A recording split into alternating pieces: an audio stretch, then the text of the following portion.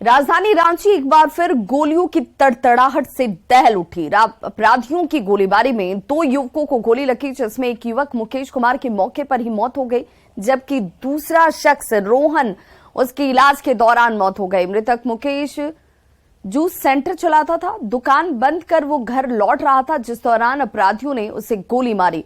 बरियातू थाना क्षेत्र के चिंदौरी में साइंस सिटी के पास की यह घटना है और घटना की जानकारी मिलते ही एसएसपी और सिटी एसपी मौके पर पहुंचे और जांच में जुट गए। फिलहाल पुलिस आसपास के सीसीटीवी कैमरों को खंगाल रही है। एसएसपी ने बताया कि कुछ अहम जानकारियां मिली हैं, जिसके आधार पर अपराधियों की शिनाख्त की जा रही है।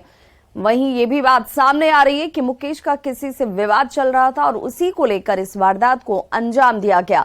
मामले की जांच के लिए सिटी एसपी के नेतृत्व में एसआईटी टीम का गठन किया गया है, जो मामले का खुलासा करेगी। अपराध कर्मियों के द्वारा गोली चालन की घटना को अंजाम दिया गया, इसमें कि जो जूस काउंटर के ओनर थे उनकी डेथ हो गई। उनके स्टाफ को भी मरीज ले जाया गया, जहाँ उनकी हालत गंभीर बताई जा रही है। यहाँ पर लोकल पुलिस की पूरी टीम पहुँची हुई है और फसल की टीम भी बुलाई गई है और सीसीटीवी फुटेजेस भी कुछ मिले हैं हम लोगों को। इसमें सिटी एसपी के नेतृत्व में एक एसआईटी बनाई गई है और कांड का अनुसंधान किया जा रहा है, छापेमारी की जा रही है। उम्मीद है कि जल्दी अपराधियों को गिरफ्तार किया जाएगा। खबर लातेहार से, जहां लोहा पाइपलाइन की चोरी के दौरान लोहे के टुकड़े से दबकर एक चोर की मौत हो गई, जबकि दूसरा गंभीर रूप से घायल हो गया।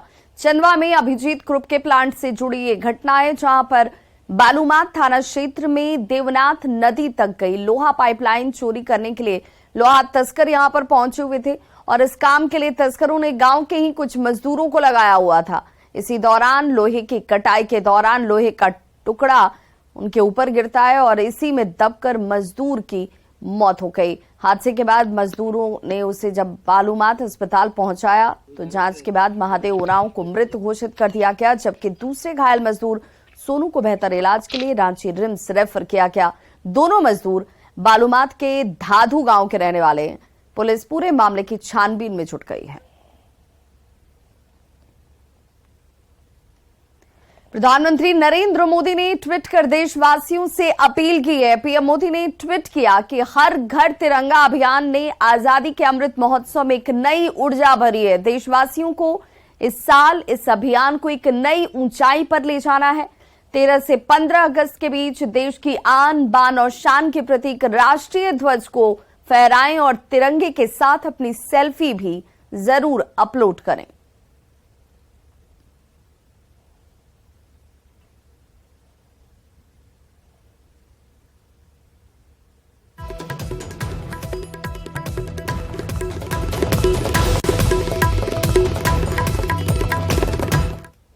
तो एनडीए लोकसभा चुनाव की तैयारियों में जोर शोर से जुटी हुई और दिल्ली में एनडीए के प्रवक्ताओं की बैठक हुई, जिसमें सभी प्रवक्ताओं को 2024 के लिए मोदी सरकार के काम को जोरदार तरीके से रखने के टिप्स दिए गए। जो यह कार्यशाला था एनडीए का, उसमें टिप्स दिया गया है कि 2024 का चुनाव को देखते हुए चुनाव की तैयारी में सभी प्रवक्ताओं को लग जाना है। टीवी के माध्यम से, चैनल के माध्यम से, मीडिया के माध्यम से, प्लेटफार्म सोशल मीडिया के माध्यम से जो केंद्र की सरकार की उपलब्धि है, आदरणीय नरेंद्र मोदी जी के नेतृत्व में जो बेहतरीन और बेमिसाल काम हुए हैं, उसको लेकर जनता के बीच जाना है। एजेंडा बस था कि एनडीए के सारे घटक दल जो आपस में हमारे बड़े नेता मिले, उसी तरह से हमारे तमाम जो घटक दल थे उसके राष्ट्रीय प्रवक्ता आपस में बैठ करके एक बेहतर समन्वय के साथ कैसे राष्ट्र की बात, कैसे गठबंधन की बात करें, उस पर ही एक कह लीजिए तो कार्यशाला थी। आपस में सबका एक बेहतर समन्वय बन जाए, लोग एक दूसरे से बात करके एक दूसरे से समय समय पर संबंध अपना संवाद स्थापित कर करके।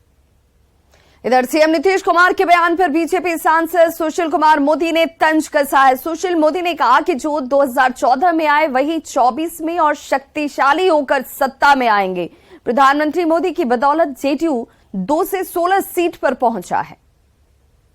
2014 में जब अकेले चुनाव लड़े तो 2 पर सिमट गए थे और 2019 में उनकी पार्टी को जो 16 सीट आई वो नरेंद्र मोदी की बदौलत आई। अगर नरेंद्र मोदी और बीजेपी नहीं होती तो 5 सीट भी जीतना उनके लिए मुश्किल हो जाता।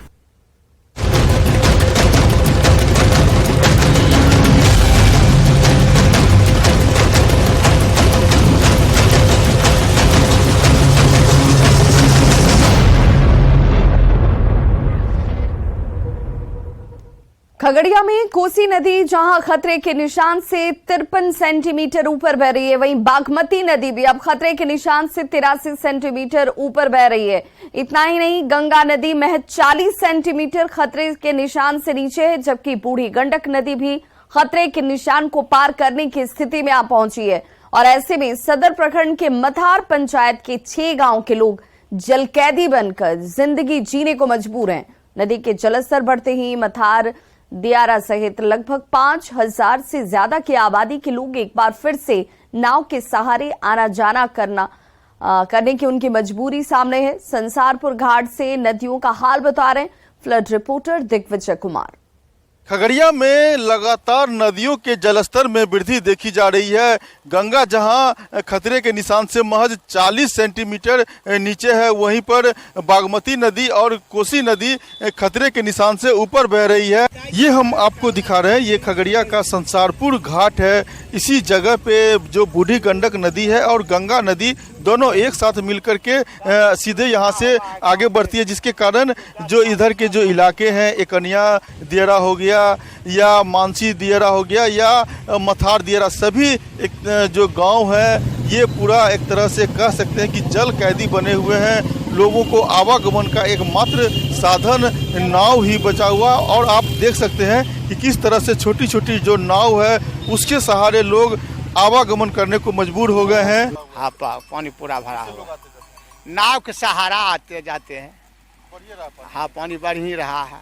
बाढ़ आएगा क्या? हाँ, एकदम बाढ़ तो आना ही है सर। रहमपुर दिया पड़ता है और ये बूढ़ी गंडक नदी है, और इससे पीछे में एकनिया, देवन टोला और इंग्लिश, मथार, ये सब यही सब टोला है, भीम टोला ये सब है। पूरा मतलब कि पानी से ग्रसित है। अच्छा, पूरा चारों पट्टी पानी से घिरा गया है। यही एक नौका है अपना, उसी से टपते हैं, यही से आवाजाही अपना चल रहा है। क्या होगा सर, डूबिए गया अच्छा, कैसे आ रहे हैं, जा रहे हैं? यार ये डेंगी तेंगी है, किसी तरह से टप जाते हैं। अच्छा, पानी बढ़ ही रहा है? हाँ, बढ़ ही रहा है। कहाँ से आ रहे हैं? जो बस क्या चीज है? अभी बसा परसा रहे सर। अच्छा, पूरा पानी बढ़ गया है? पूरा पानी बढ़ गया। परेशानी तो बहुत होगा? पूरा परेशानी है। क्या चीज से आए हैं? ये डेंगी से आया सर। किस तरह से नदियों का जलस्तर बढ़ते जा रहा है, जो नदी किनारे जो गांव हैं उनको कहीं न कहीं एक बार फिर से बाढ़ की आशंका सताने लगी है। दिग्विजय कुमार, न्यूज 18 खगड़िया। तो बिहार में लगातार हो रही भारी बारिश से गंगा नदी के विकराल रूप धारण कर लिया है। बाढ़ अनुमंडल के बाद अब बाढ़ और मोकामा के आसपास के इलाकों में गंगा नदी खतरे के निशान से 4 सेंटीमीटर ऊपर बह रही है। गंगा नदी के इस विकराल रूप से मोकामा प्रखंड के निचले इलाकों में गंगा का पानी लोगों के लिए अब परेशानी का कारण बन गया है। हालांकि केंद्रीय जल आयोग हाथीदह ने गंगा नदी के जलस्तर घटने का संकेत दिया है, और किनारे बसे ग्रामीण लोग जो हैं वो इस वक्त के हालात को देखकर डरे सहमे हुए हैं। गंगा का जलस्तर जो है 41.800 है, खतरे के निशान से 4 सेंटीमीटर ज्यादा, और उम्मीद है कि कमने की स्थिति है, घटने का। मुजफ्फरपुर में बाढ़ को लेकर बांधों की मरम्मत का कार्य शुरू कर दिया गया है। औराई कटरा इलाके में बागमती से खतरा बढ़ने लगा है। औराई के इस इलाके में बागमती के नजदीकी बांधों पर जल संसाधन विभाग और आपदा प्रबंधन विभाग मिट्टी भरे बोरे से अब मरम्मत के कार्य में जुट चुका है, ताकि बांध मजबूत रहे, वो टूटे नहीं। जायजा लिया संवाददाता प्रियांक सौरभ। बिहार के कटरा औराई क्षेत्र में बाढ़ का खतरा जो है वह मंडराने लगा है। जिस तरीके से बागमती के जलस्तर में वृद्धि हुई है, उसके बाद से जो है जिला प्रशासन अलर्ट मोड में है, और आप देखेंगे तमाम क्षेत्रों में बाढ़ का पानी आ चुका है। बागमती का जलस्तर बढ़ने के बाद पानी देखिए किस तरीके से बढ़ने लगा है। ऐसे में बांधों का मरम्मत जो है वह शुरू हो चुका है।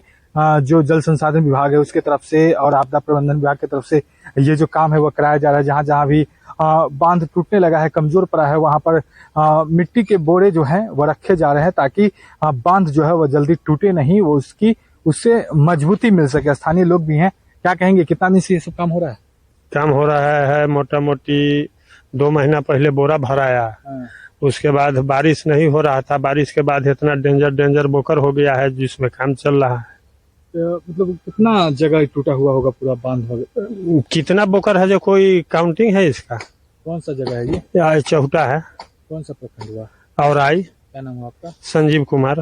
तो आप देखेंगे किस तरीके से यह जो बांध है या ये एक बांध पे ही रास्ता है औराई में, और औराई में आप देखेंगे कि ऐसे कई सारे जगह है जहां पर बांध जो है कमजोर पड़ गया है, टूट चुका है। तो ऐसे में उसकी मरम्मत की जा रही है। जिला प्रशासन के अधिकारी लगातार यहाँ पर पहुंच रहे हैं, इसके मुआयना कर रहे हैं। उनके आदेश के बाद यह जो बोरे बहुत पहले पैकेट बनाकर रखे गए थे ताकि इमरजेंसी में इसका प्रयोग किया जा सके, तो उसका प्रयोग अब किया जा रहा है। जहां जहां भी बांध कमजोर है उसे मजबूत बनाया जा रहा है। मुजफ्फरपुर से न्यूज 18 के लिए प्रियांक सौरभ।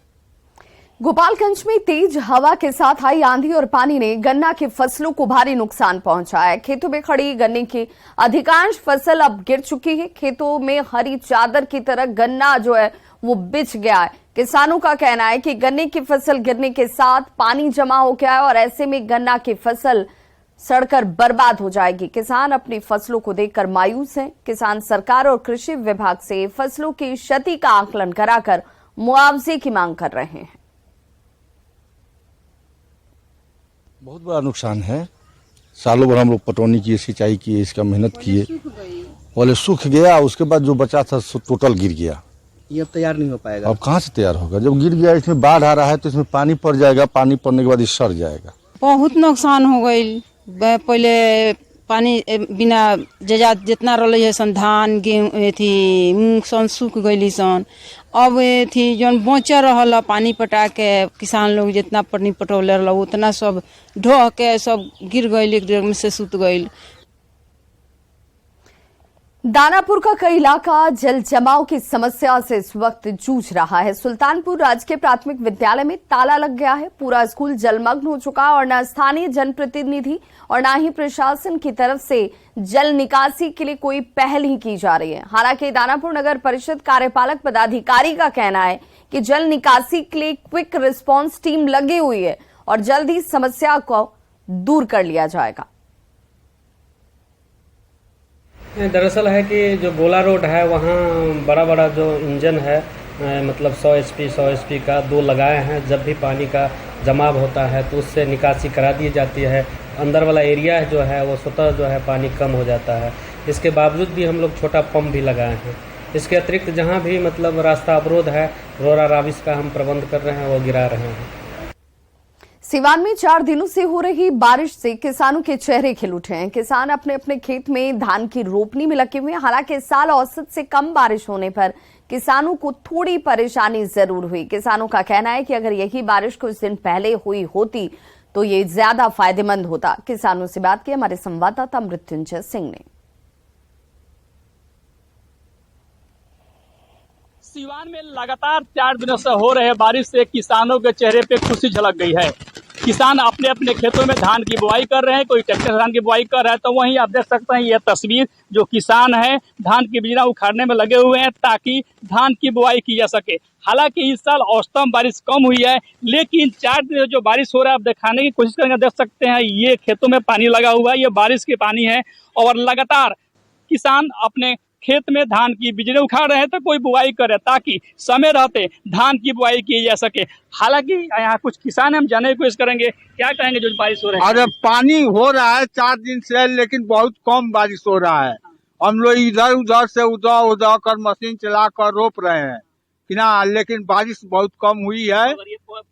हाँ, ये पहले बारिश हुई होती तो हम लोग का रोपिया खत्म हो गया होता। नागेंद्र सिंह। आप क्या कहेंगे? धान की बुआई कर रहे हैं, बारिश हुई है, खुशी है? बारिश तो हुआ है लेकिन ये दूसरी बारिश है, इससे हम लोग की धान की खेती तो नहीं हो सकती है। लेकिन सबसे बड़ी चीज है कि बिहार सरकार ने कह रहा है कि कृषि के लिए हम फ्री बिजली दे रहे हैं, 1 रुपया 72 पैसा यूनिट हम बिजली दे रहे हैं। लेकिन जीरादेई का ये हालात है, पूरे सिवान का हालात है कि जीरादेई जियो से जेई से बात कीजिए, बिजली विभाग के SDO से बात कीजिए, आप लगातार आवेदन देते रहिए बिजली कनेक्शन के लिए, लेकिन कनेक्शन नहीं मिल रहा है। ये बहुत दुख की बात है। मेरा नाम हुआ सुजीत कुशवाहा। कुछ और किसान हैं धान की बिजली खड़े हम जाने को इसलिए तो इधर है, बताइए।